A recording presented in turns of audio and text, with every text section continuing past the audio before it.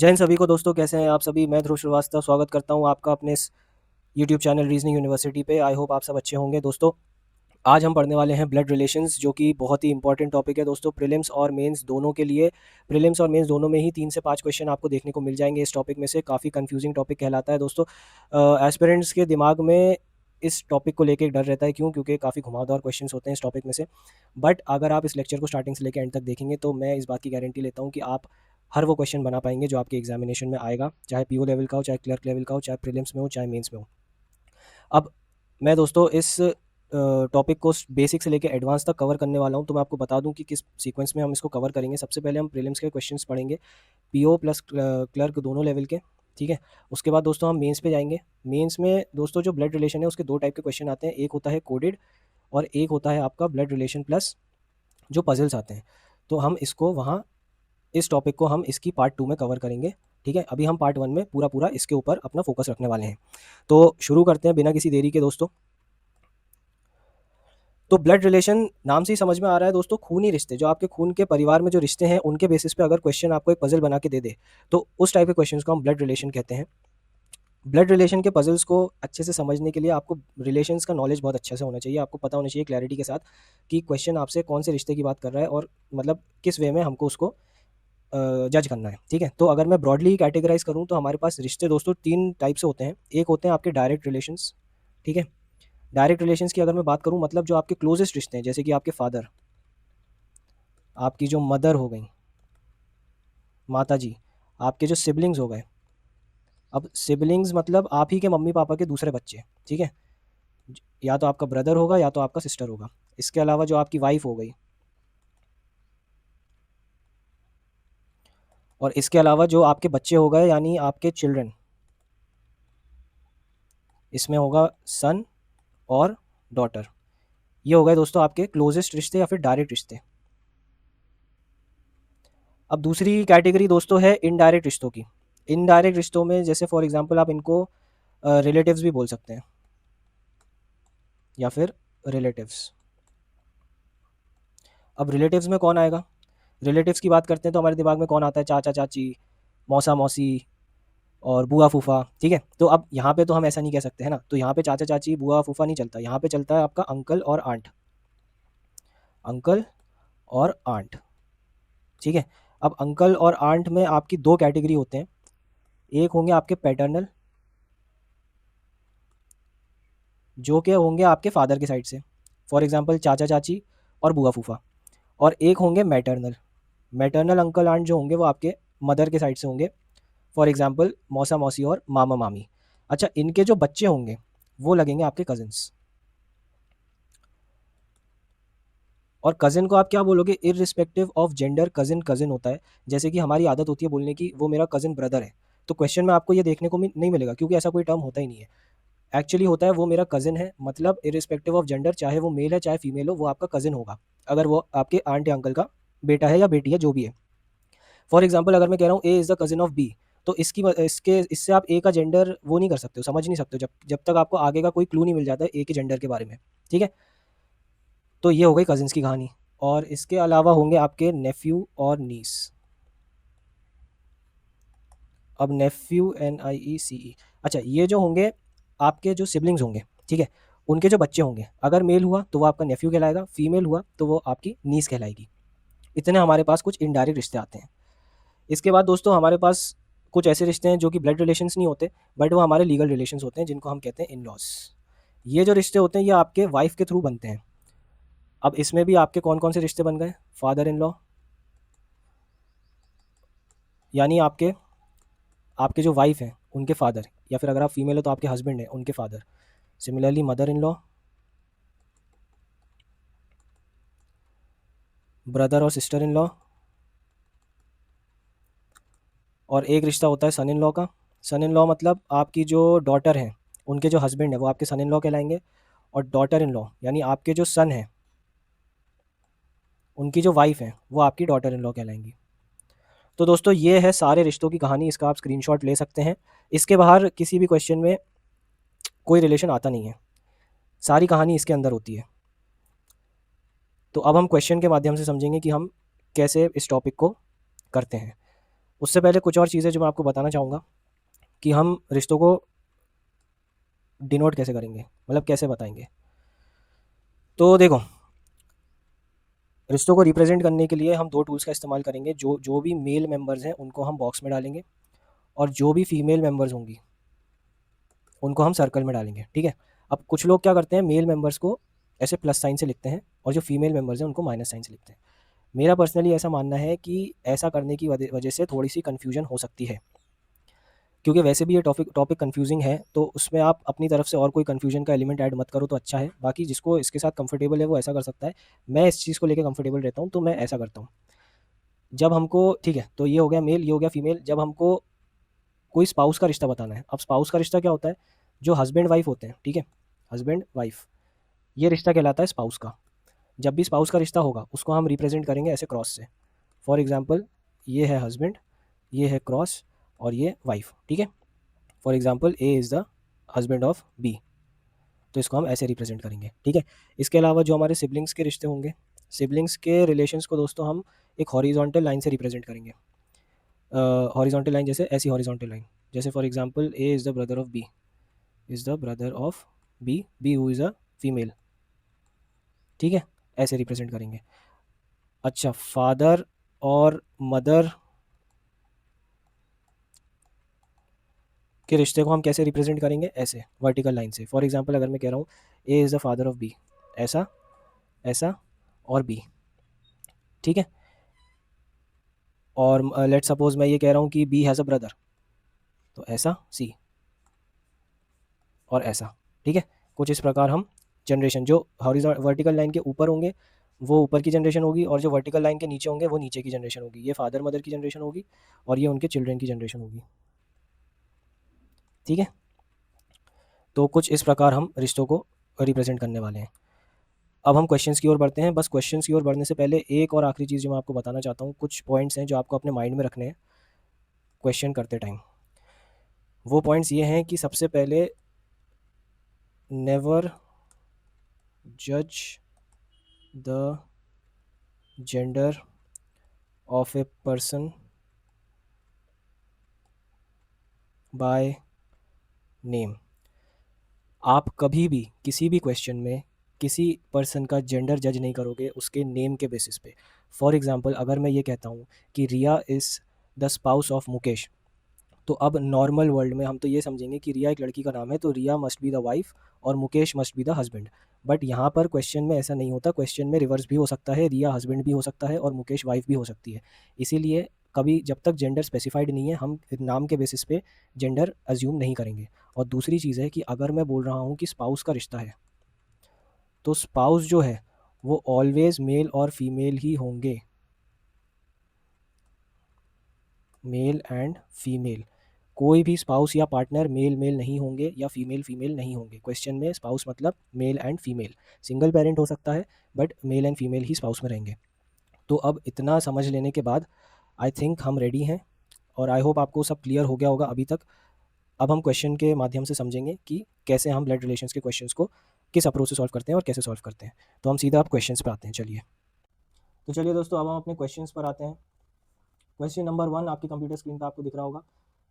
अच्छा, हिंदी में दोस्तों मैं इस क्वेश्चन को ट्रांसलेट करके नहीं लिख पाया हूँ, तो कोई दिक्कत नहीं है। अगर कोई हिंदी मीडियम वाला होगा तो मैं पूरा क्वेश्चन हिंदी में एक्सप्लेन करके समझाऊंगा, ठीक है। There are 5 members in a family, P Q S T L. ये P Q S T L जो है ये एक परिवार के 5 लोग हैं, सदस्य हैं।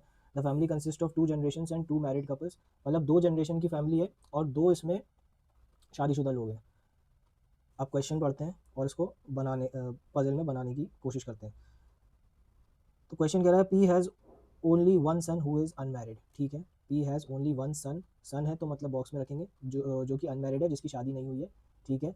फिर बोला S is the spouse of P, okay, S is the spouse of P, अभी हमें किसी का जेंडर नहीं पता पी और एस में से, एंड हैज़ 2 चिल्ड्रन। अब जहाँ भी जब भी हम ये शब्द देखते हैं एंड, तो इसका मतलब होता है फर्स्ट एलिमेंट से, ठीक है।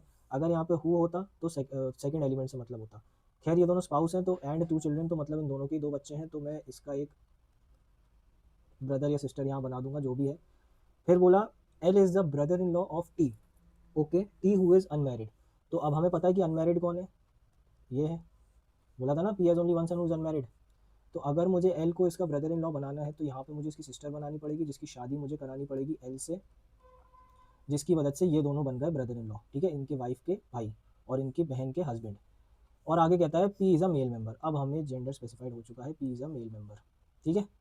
और जो एक बचा कौन बचा, पी क्यू, क्यू बचा, तो क्यू यहाँ पर आ जाएगा, ठीक है। ये बहुत ही ईजी था, बहुत ही बेसिक था ये वाला। इसके कोई क्वेश्चंस हैं क्या, देखते हैं। हाँ है, बोला how many male members in the family, तो काउंट करो 1 2 3, 3 male members in the family, option B is correct. अगला question, how is L related to P. अच्छा दोस्तों, जब आपके सामने इस टाइप का क्वेश्चन आता है how is L related to P, तो इसका मतलब ये होता है कि ये जो सेकंड एलिमेंट है ना पी, इसका इस फर्स्ट एलिमेंट से क्या रिलेशन है, मतलब ये सेकंड एलिमेंट पी एल को क्या बुलाएगा, सेकंड एलिमेंट फर्स्ट एलिमेंट को क्या बुलाएगा। तो हम देखें कि पी एल को क्या बुलाएगा, तो पी की जो डॉटर है उनके हस्बैंड मतलब सन इन लॉ बुलाएगा, तो यहाँ लिख देंगे सन इन लॉ, ठीक है। इस क्वेश्चन में, इस टाइप के क्वेश्चन में कंफ्यूज नहीं होना कि सन इन लॉ होगा या फादर इन लॉ होगा, सन इन लॉ होगा, सेकंड एलिमेंट फर्स्ट एलिमेंट को क्या बुलाएगा, बस ये आपको दिमाग में रखना है। अगले क्वेश्चन पे आते हैं, क्वेश्चन नंबर 2 आपके कंप्यूटर स्क्रीन पे आ चुका है। There are 8 members in a family, एक फैमिली में 8 लोग हैं, ए से लेके एच तक। बोला A is the grand mother of G, side में लिखते हैं इसको, A is the grand mother मतलब फीमेल है, ऑफ जी मतलब एक जनरेशन का गैप यहाँ रख दिया और जी यहाँ बना दिया, जी का जेंडर अभी नहीं पता। बोला G who is the cousin of H, ये चीज़ भी हम दिमाग में रखेंगे कि जी और एच जो है ये कजिन्स हैं, जी और एच कजिन्स हैं। आगे बोला है A is married to B, ठीक है, तो ए, इसको एक यहाँ पे बना के चलते हैं, A is married to B, B definitely male member हो जाएगा। बोला B has 1 son and 1 daughter, 1 son and 1 daughter, ठीक है। उसके बाद बोला C is the son of A, तो C is the son of A मतलब C is the son of B, क्योंकि ये स्पाउस है दोनों, तो सन है तो फिर यहाँ पर आ जाएगा सी ओ, यहाँ पे आएगा सी, ठीक है। फिर आगे बोलते हैं C is the son of A and is married to E, okay okay. उसके बाद ये कह रहे हैं कि F is the wife of D, F is the wife of D, ठीक है, कोई एफ है, she is the wife of D, okay. H is the son of D, H is the son of D, E has 1 son, E has 1 son, तो ई का एक सन तो यहाँ आ जाएगा। और अब मुझे इन दोनों कपल को फिट करना है, तो मैं देख रहा हूँ कि अगर मैं एफ को यहाँ बिठा दूँ और डी को यहाँ बिठा दूँ तो ये फिट हो चुके हैं, 1 2 3 4 5 6 7 और एक बचा है। और हमने ये देखा कि जी और एच कजिन्स है, कजिन्स है मतलब जी के अंकल और या फिर आंट का बेटा या बेटी है एच, तो यहाँ पे तो जी और एच दोनों थर्ड जनरेशन में हमको मिलेंगे। H is the son of D, देखो H is the son of D, ये पजल आपका सॉल्व हो चुका है, ये आपका फाइनल अरेंजमेंट है, ठीक है। 2 4 2 8, 8 लोग कंप्लीट। क्वेश्चन देखते हैं इसके ऊपर बेस्ड। क्वेश्चन कहता है how is H related to B, यानी बी जो है वो एच को क्या बुलाएगा, देखते हैं। तो बी ये रहा, एच कहाँ रहा, ये तो बी की बेटी का बेटा जो भी है ग्रैंडसन, ग्रैंडसन ही होगा, तो बी जो है वो एच को अपना ग्रैंडसन बुलाएगा। Next question, how is F related to B, यानी बी एफ को क्या बुलाएगा, तो बी एफ को बुलाएगा डॉटर, ठीक है, क्योंकि बी की डॉटर है ये, daughter, C is the correct option. आगे देखते हैं, और भी क्वेश्चन हैं। How many female members in the family, let us count, 1 2 3, that's all, 3 female members in the family, option A is correct. If H is married to I then how is I related to F, अगर H की शादी I से हो जाए then how is I related to F, तो F जो है उनके बेटे की वाइफ यानी डॉटर इन लॉ, तो एफ आई को अपनी डॉटर इन लॉ बुलाएंगी, ऑप्शन सी इज़ करेक्ट, ठीक है। आई होप क्लियर होगा। नेक्स्ट क्वेश्चन पे बढ़ें, चलिए चलिए दोस्तों नेक्स्ट क्वेश्चन पे आते हैं। क्वेश्चन नंबर 3 आपके कंप्यूटर स्क्रीन पर, एक बार सभी वीडियो को पॉज करके इस क्वेश्चन को खुद से लगाएंगे, बाकी मैं तो करवा ही रहा हूँ। In a family there are 8 members A B C D E F G and H, एक परिवार है जिसमें 8 सदस्य हैं। देर आर 2 मैरिड कपल्स, 2 शादीशुदा सदस्य हैं। There is an equal number of male and females in the family, मतलब जितने पुरुष हैं उतनी ही महिलाएं हैं इस परिवार में।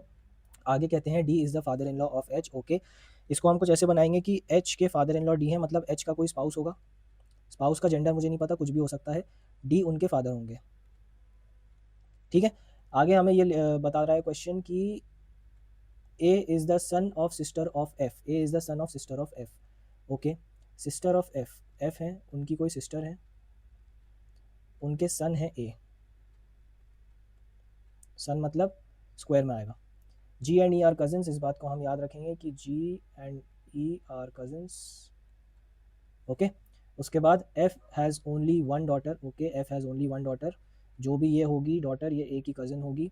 Who is not G, okay G नहीं है ये। C is the father of A, okay अब हम यहाँ पे बनाते हैं C is the father of A. देखो ए यहाँ पर आ गया, यहाँ पर एफ आ गया, ठीक है। और फिर उसके बाद C is the father of A और H is the aunt of A, H is the aunt of A, ये लो। तो H is the aunt of A मतलब एच एफ की स्पाउस, और F is a male member then. और F के जो फादर थे वो डी थे, तो यहाँ जो एक बचा इनके फादर भी डी हो जाएंगे। उसके बाद बोला जी एंड ई आर कजिन्स, ठीक है। तो एफ की जो एक डॉटर है वो जी नहीं है, तो अगर जी नहीं है तो ई है।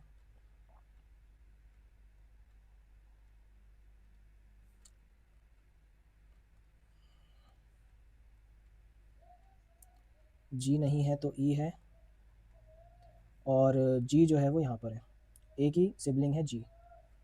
एक जो मेंबर बचा वो बी है, और बोला था equal number of males and females, तो मेल कितने हो गए, एक दो तीन चार, फीमेल्स एक दो तीन ही हुई हैं, तो ये फीमेल है। ओके, बाकी पूरा मिटा दो। ये हमारा फाइनल अरेंजमेंट बन के आ चुका है। अब हम इसके ऊपर बेस्ड क्वेश्चंस पे आते हैं। क्या है, क्या कह रहा है question, how is D related to C, मतलब सी जो है वो डी को क्या बोलेगा। तो मैं कह रहा हूँ सी डी को बोलेगा सी के वाइफ के हस्बैंड मतलब फादर इन लॉ, ठीक है, फादर इन लॉ। कोई डाउट, व्हाट इज़ द, अगर कोई डाउट हो तो आप लोग कमेंट सेक्शंस में बता सकते हैं, मैं अगली वीडियो में उस डाउट को पूरी तरीके से कवर करने की कोशिश करूँगा। What is the relation between G and B, G और बी के बीच में रिलेशन क्या है, तो देखो बी ये है जी ये है, तो क्लियरली इन दोनों में मदर और डॉटर का रिलेशन है, तो मदर एंड डॉटर, ठीक है। आगे बढ़ते हैं, और भी क्वेश्चन है। Who is the father of E, E के फादर कौन है, तो ई के फादर हैं एफ, ओके, ई के फादर हैं एफ। अगला question, which are the two couples in the family, which are the two couples in the family, तो एक कपल है एच एफ और एक B C, H F B C, H F B C, H F B C, ये first option A, ठीक है। I hope question number 3 clear हुआ होगा। अगले क्वेश्चन पे बढ़ते हैं। वीडियो को पॉज करके एक बार सॉल्व करने की कोशिश, उसके बाद इसका सोल्यूशन देखिएगा, कॉन्फिडेंस आएगा। 10% A B C D E F G H I J तक का are in the family, are in the same family of 3 generation. अब हमारे पास 3 जनरेशनल फैमिली है, पहले भी थी। Only 3 couples are there in the family each with 2 children, ठीक है। 3 कपल हैं, यानी 3 शादीशुदा सदस्य हैं इस परिवार में, और हर शादीशुदा सदस्य के 2 बच्चे हैं, ठीक है। क्वेश्चन स्टार्ट करते हैं। Both C and D are brothers, यानी सी एंड डी एक दूसरे के भाई हैं, ठीक है। While C is the brother in law of, पहले तो सी एंड डी को भाई बना दो, मेल, ठीक है। फिर आगे कहता है while C is the brother in law of E, अगर मुझे सी को ई का ब्रदर इन लॉ बनाना है तो मुझे डी की शादी ई से करवानी पड़ेगी क्लियरली, तभी ये इसका ब्रदर इन लॉ कहलाएगा, ठीक है। आगे कहता है B is the mother in law of F, B is the mother in law, कोई एफ है, वैसे तो मुझे समझ में आ रहा है क्लियरली कि एफ इनकी वाइफ ही होगी, बट फिर भी एफ का कोई स्पाउस है, ठीक है, जिनकी जो मदर है, B is the mother in law, जिनकी मदर है B. Both G and H are sons of E and F respectively, तो ई के जो सन है वो जी हैं, ई के जो सन है वो जी हैं।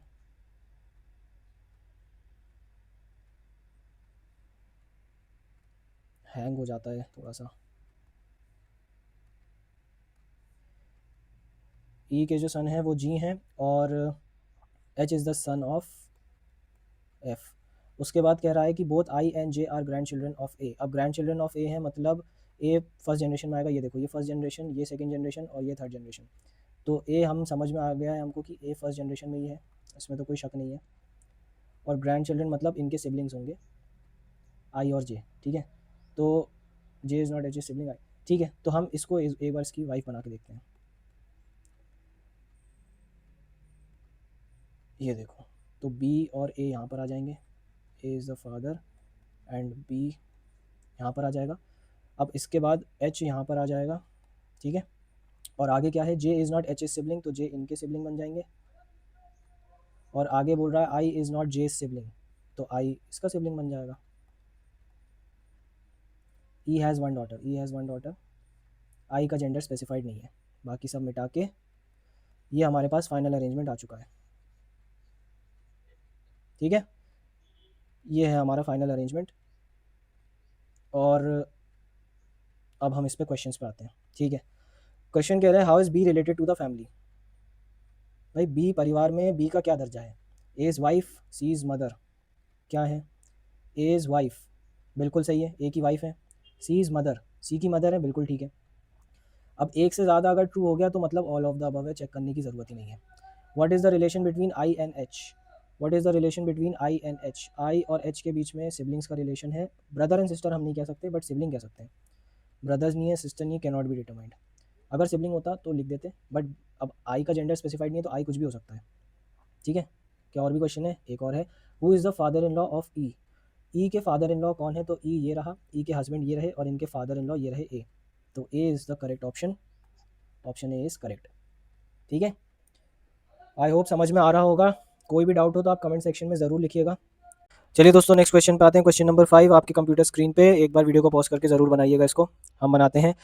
स्टार्ट करते हैं। Family of 3 generation consist of 8 members. एक परिवार है जिसमें 3 पीढ़ी हैं और 8 सदस्य हैं। 3 मैरिड कपल्स जिसमें 3 शादीशुदा सदस्य हैं। अभी आगे बोलते हैं यहाँ से कि एस हैज़ ओनली 1 डॉटर, कोई एस है जिनकी सिर्फ एक डॉटर है। उसके बाद I is the sister in law of L's spouse. I is the sister in law of L's spouse. ठीक है, तो एल का जो भी स्पाउस है उनकी सिस्टर इन लॉ है आई, तो आई इनकी सिस्टर हो सकती हैं। या फिर एक और ऑप्शन है, एल का कोई स्पाउस है और एल का कोई ब्रदर है जिनकी वाइफ है आई। ठीक है, क्यों? क्योंकि जो 2 ब्रदर्स होते हैं उनकी वाइफ भी एक दूसरे की सिस्टर इन लॉ होती हैं, तो ये 2 केस यहाँ पे हो सकते हैं। P is the only son of M. P is the only son of M. Okay, P is the only son of M, ये बना लिया हमने। M who is the maternal grand mother of N. अच्छा, यहाँ who है इसीलिए हम second element की बात कर रहे हैं। M who is the maternal grand mother of N.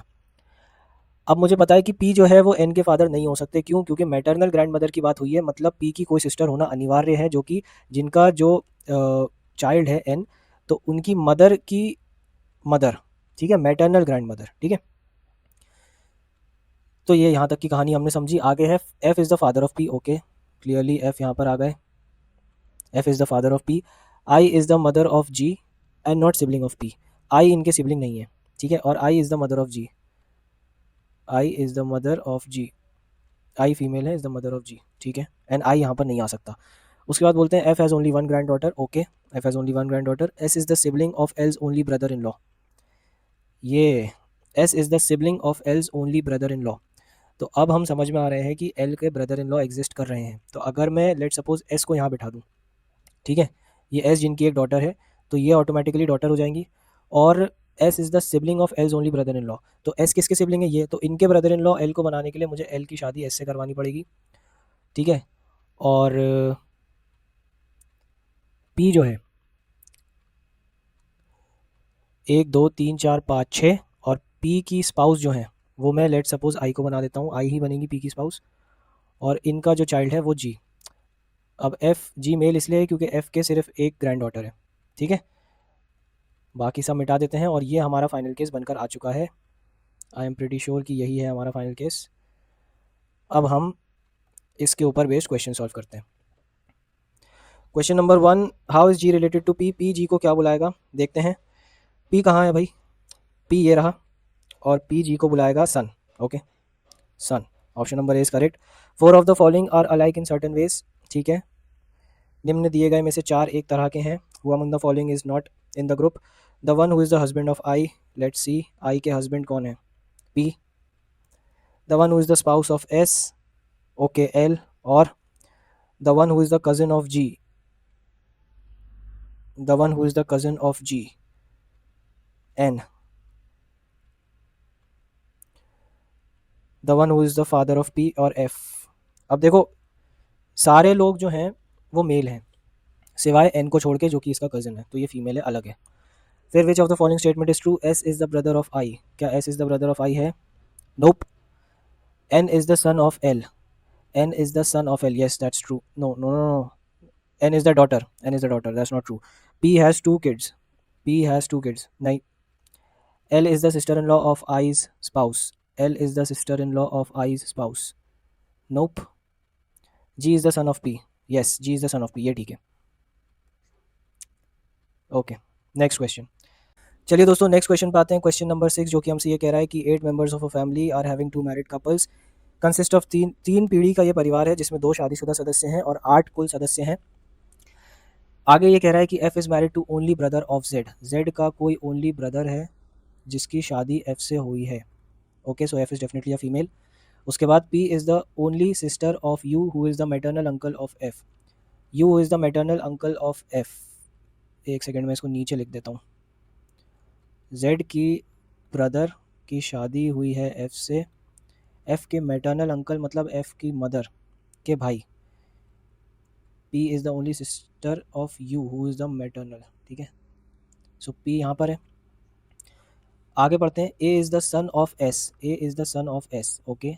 ए जो है सन ऑफ एस है and not married. A is unmarried.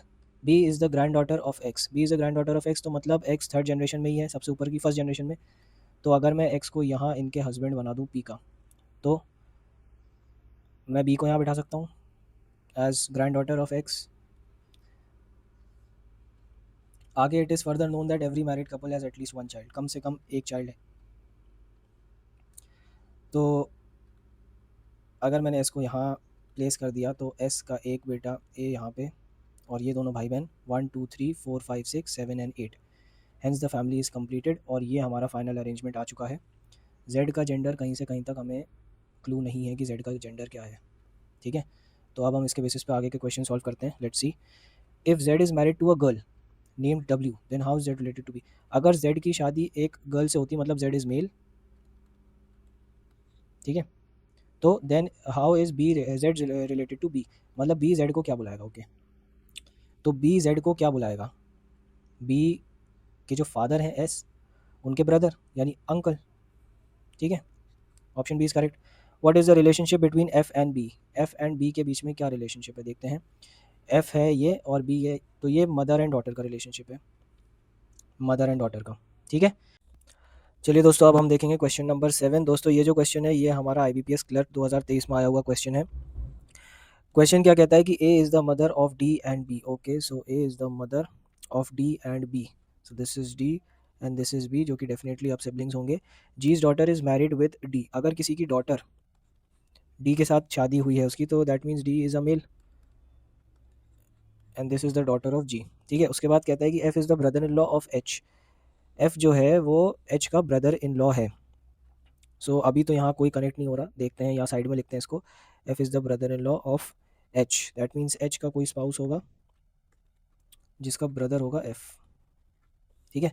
आगे देखते हैं। H and M are not siblings, ठीक है। तो एच और एम सिबलिंग्स नहीं होंगे। M is the sister in law of B and vice versa. M is the sister in law of B and vice versa. तो B की अगर sister in law मुझे एम को बनाना है तो दैट मीन्स एम यहाँ पर है, and sister and vice versa मतलब B is also the sister in law of M, that means B is a female. फिर आगे कहते हैं F is the only brother of G, okay. So that means यहाँ पे जी है, that means G यहाँ पर है, तो F is here and H जो है वो जी का स्पाउस है। तो F is the only brother of G who is the grand mother of K. So G is a grandmother, that means G जो है वो फीमेल है and H is male. And grandmother मतलब इसी का जो सन है या डॉटर है, जो भी है जिसका जेंडर अब नहीं पता क्वेश्चन के थ्रू हमें, बट जी इनकी ग्रैंड मदर लगेंगी, ठीक है। So I think the question is solve. Question solve करते हैं आगे के। बोला who is the grandfather of K. So grandfather of K is H, clearly H, option number C. फिर आगे क्वेश्चन कहता है how is F related to M, यानी कि एम जो है वो एफ को क्या बुलाएगा, देखते हैं दोस्तों। एम जो है वो एफ को बुलाएगा एम की मदर के भाई यानी uncle, okay, uncle, maternal uncle. एक और क्वेश्चन है C is the wife of K. If C is the wife of K then how is D related to C, यानी सी डी को क्या बुलाएगा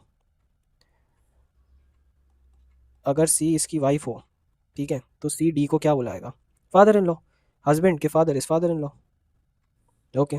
option number A is correct. अगले question पे आते हैं। This question belongs to IPS clerk 2020। वहाँ से ये सीधा हमारे कंप्यूटर स्क्रीन पे आया दोस्तों।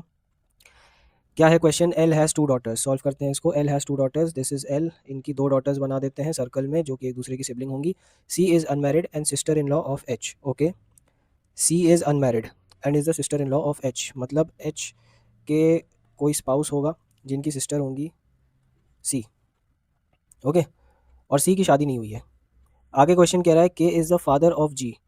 के is the father of G, okay. K is the only sibling of C. K is the only sibling of C, that means K यहीं पे आएंगे और के फादर है, दैट मीन्स ये मदर है, एंड दैट मीन्स जी यहाँ पर है, ओके। इतना तो सॉल्व हो गया। आगे देखते हैं। P is the spouse of L. Okay, P is the spouse of L, and W is the maternal uncle of H. W is the maternal uncle of H. maternal uncle मतलब H की mother के जो भाई हैं. सो H की जो mother हैं उनके जो भाई हैं, दैट इज़ W. ओके. फिर आगे कह रहा है कि L is the maternal grandmother of M. L is the maternal grandmother of M. So L is a female. So this is a male. P is a male. और maternal grandmother मतलब उनकी जो ये है M है. L is the maternal grandmother of M मतलब M की mother की मदर. ठीक है. M who is the sibling of G. M who is the sibling of G, that is मतलब M के जो फादर है वो भी K होंगे. ठीक है. तो अगर मैं लेट सपोज K को यहाँ इनकी एक डॉटर से शादी करा दूँ, so this is M and this is G. ठीक है. And K is married to H, so this is C. Okay. M who is the sibling of G. Okay. आगे पढ़ते हैं. यहाँ तक तो सही आ रहा है. आगे पढ़ते हैं. S is the sister in law of K. S is the sister in law of K. Okay. F is the sister in law of K. That means sorry. This is not the case. C जो है, वही मैं सोचूं कि कुछ गड़बड़ी हो रही थी. जो C है दोस्तों, वो K की सिस्टर है. ठीक है. और अब बोला है कि S is the sister in law of K मतलब K की वाइफ की सिस्टर जो कि ये होंगी. ठीक है. And G is the only grandson of J who is not a female. अब ग्रैंडसन ऑफ J मतलब यहाँ दादा दादी जो मैटरनल हैं, जी के मैटरनल ग्रैंड पेरेंट्स है वो तो हो गए, तो पैटर्नल ही होंगे. सो दैट मीन्स जे यहाँ पर है, not a female, that means he is a male. Only grandson मतलब J is a male and M is a female. Okay. So this is the final arrangement. अब हम क्वेश्चन सॉल्व करते हैं. Question क्या कह रहा है? How many married couples live in this family. गिनते हैं. वन, एक तो ये हो गए और एक तो ये हो गए. So 2 married couples live in this family. Option number D is correct. उसके बाद how is L related to K, यानी के जो है वो एल को क्या बुलाएगा. के जो है ये है एंड एल जो है ये है, तो मतलब के की वाइफ एच की मदर यानी mother in law. Option number C is correct. आगे बढ़ते हैं. Who is the sister in law of H. Who is the sister in law of H. Sister in law of H is sister of K, that is C. C is correct option. चलिए दोस्तों अगले question पे चलते हैं. ये question दोस्तों SBI clerk 2025 से सीधा हमारी कंप्यूटर स्क्रीन पर आया हुआ है. क्वेश्चन ये कह रहा है A is the sister in law of O. A is the sister in law of O. अब यहाँ पे देखना दोस्तों, दो केस बनते हैं यहाँ पर. दो केस ऐसे बनेंगे कि या तो एक ऐसा बनेगा कि ए का कोई सिबलिंग होगा, ठीक है, जिसका स्पाउस होगा ओ. और एक केस ऐसा बनेगा कि जो ए है उसका कोई स्पाउस होगा और उसका स्पाउस का सिबलिंग होगा ओ. स्पाउस का सिबलिंग होगा ओ. तो ये इसके दो केस बनते हैं. ये पहला केस है, ये दूसरा केस है. दोनों में से कुछ भी हो सकता है. ठीक है, ये ध्यान रखिएगा. अब बोला C is the mother of A. C is the mother of A. एक काम करते हैं, थोड़ा ऊपर हो गया, इसको नीचे करते हैं. एक केस ये है,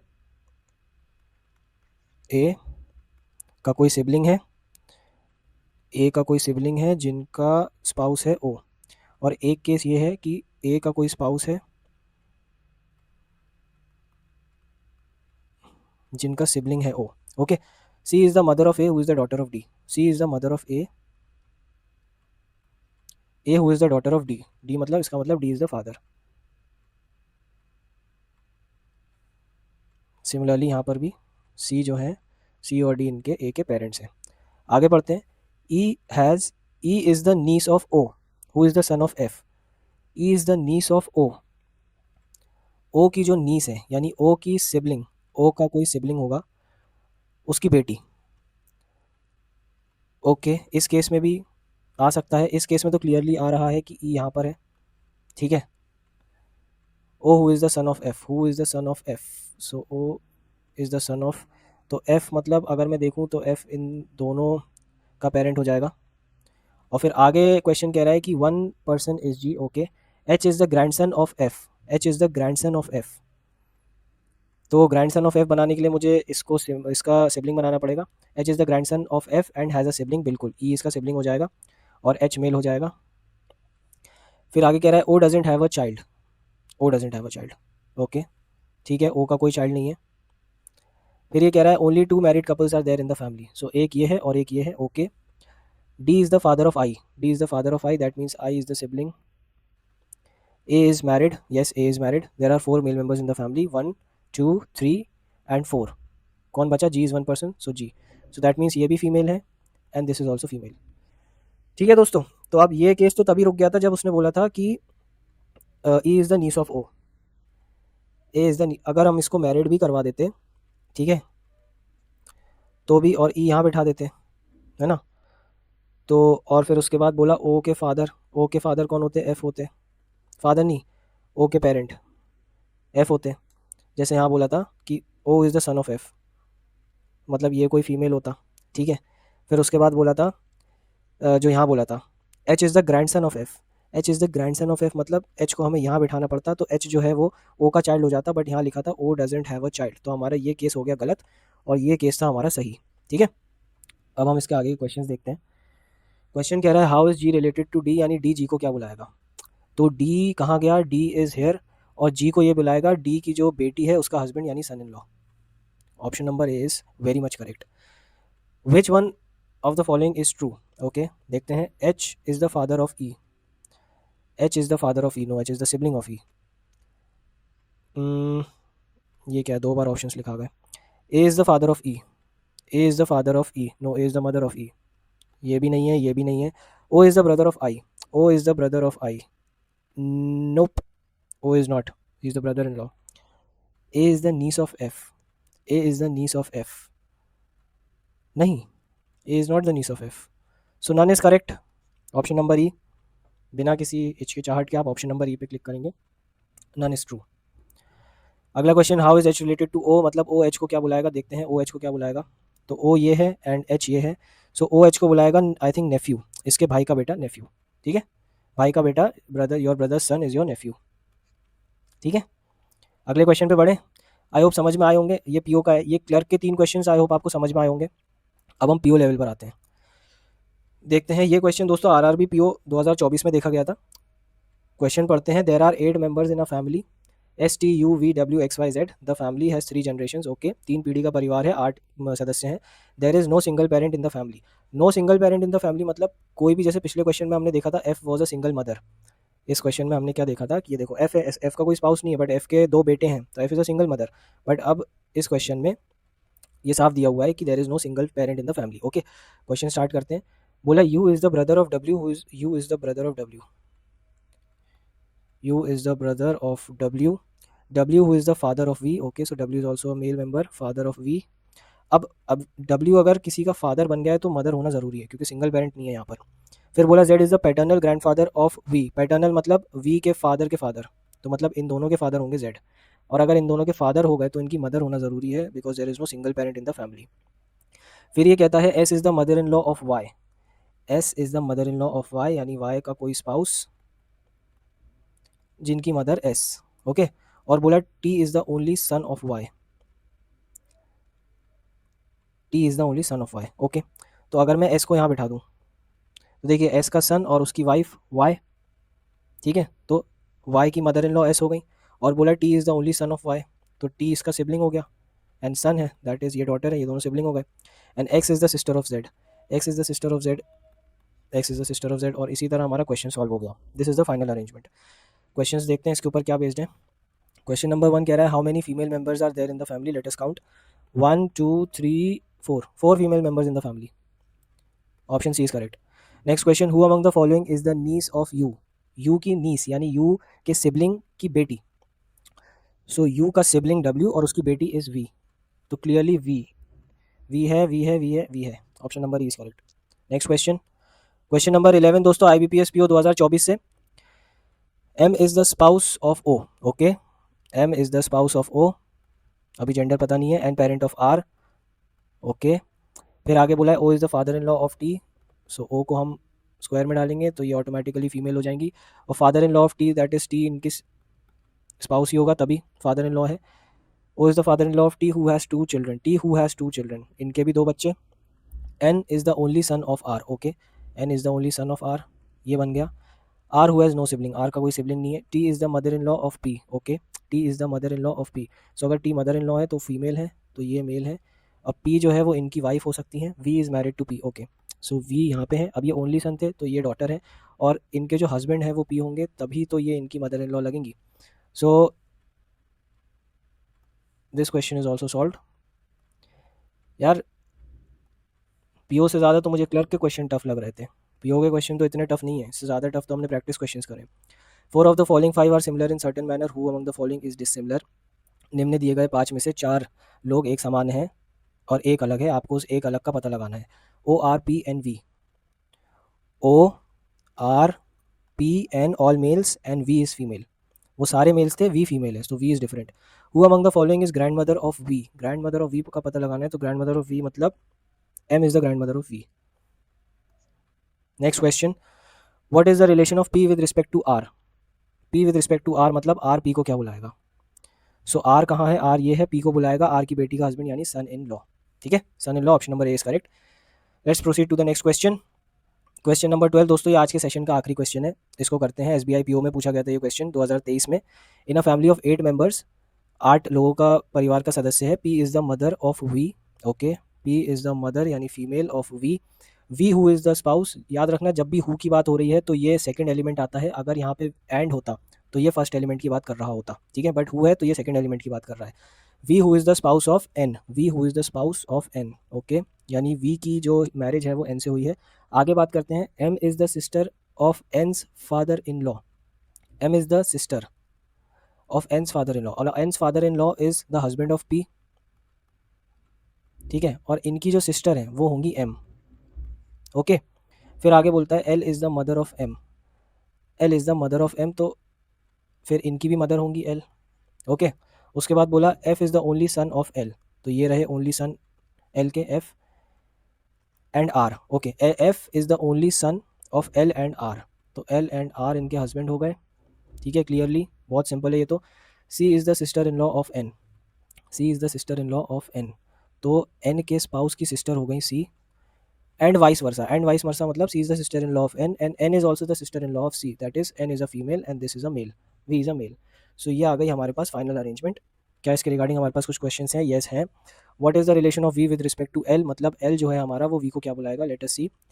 एल जो है वो वी को बुलाएगा एल के सन का सन यानी ग्रैंड सन, ग्रैंड सन, बिल्कुल ऑप्शन ए इज करेक्ट।